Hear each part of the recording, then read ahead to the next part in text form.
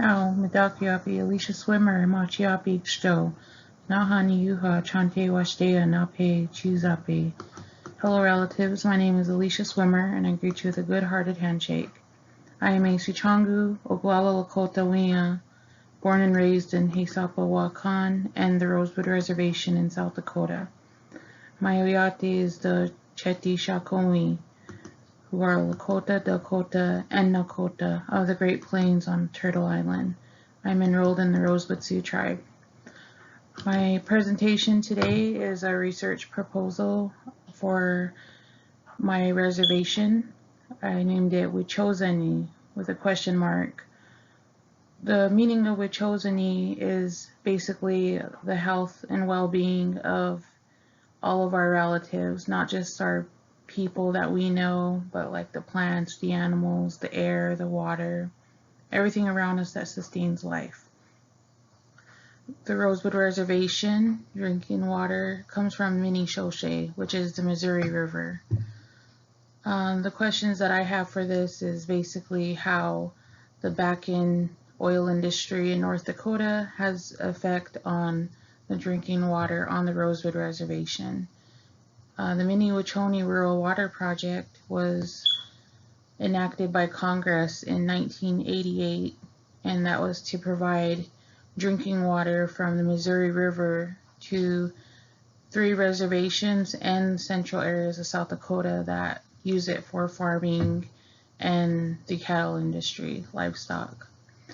I wanted to do this study to test the water from the headwaters of the Missouri River, and that would be in Montana near Three Forks, and another sample would be taken biannually at the Montana and North Dakota border of the Missouri River, and the next 3 samples would be taken monthly, and that would be at the Missouri River intake in Fort Pierce, South Dakota, which is near the bottom of the Oahe Dam, and that is the intake to the Mni Wiĉoni Rural Water Project. The next sample would be taken at Murdo, South Dakota, where the Rosebud Rural Water System branches off of the Mni Wiĉoni Rural Water Project. And the final sample would be taken in the Upper Cutmeat community, which is in the western end of the Rosebud Rural Water System. All reservation residents pretty much get their water from this river, and as you can see in this area in this blue map, this is where the Missouri River has to pass through all these oil spills, produced water spills, and this is from the fracking industry in the back-end region of North Dakota. This would also shows where they have to pass through here, and there's a lot of spills that happen. There's a website that North Dakota runs, it's called Has Connect. They finally launched this website to have spill reporting data stored and received in January of 2021.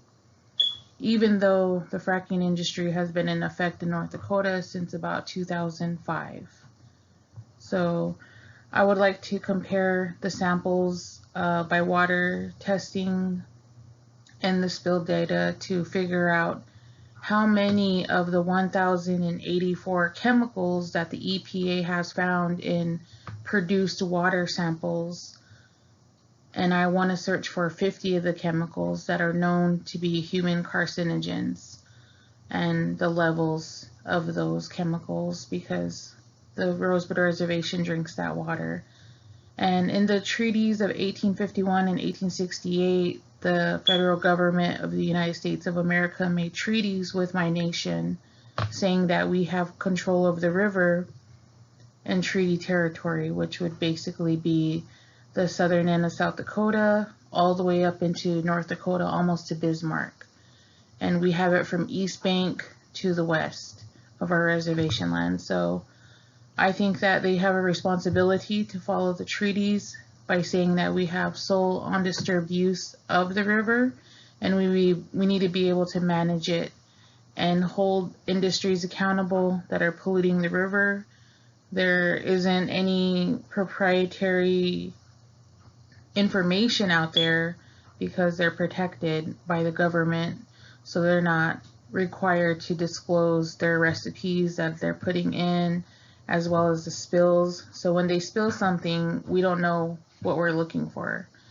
So I think that if we start testing it, we can kind of get an idea of what is actually happening to this river. And this is a human rights issue. It's not just an indigenous reservation issue. Missouri River is the longest river in Turtle Island. So I think that we need to have more people on board with protecting this very important river, because not only does it provide drinking water to the Rosebud Reservation, but other reservations in South Dakota, North Dakota, Montana, all the way down to the confluence in St. Louis, Missouri. Millions of Americans use this river, not only for drinking water, but for fishing and things like that, recreation. And I think we need to have a better idea of how healthy this river is. Thank you so much for coming to my poster session.